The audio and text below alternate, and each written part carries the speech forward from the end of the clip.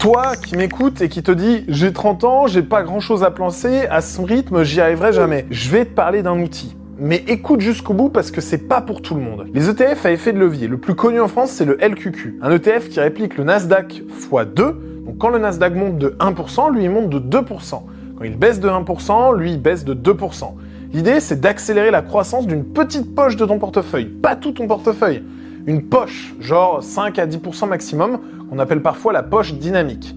Mais il y a un piège énorme. Ces ETF sont conçus pour suivre la performance quotidienne, pas annuelle. Et sur le long terme, dans des marchés volatiles, ça peut éroder ton capital.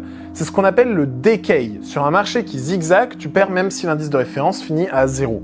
C'est un outil de pro pour des phases de marché spécifiques et jamais en placement principal. Quand tu sais ce que tu fais, ça peut booster une partie de ta performance. Quand tu sais pas, ça peut te coûter très cher. Je t'ai fait une vidéo où j'explique exactement quand et comment l'utiliser intelligemment et surtout quand, surtout pas. Abonne-toi à ce compte et je te l'envoie en message privé.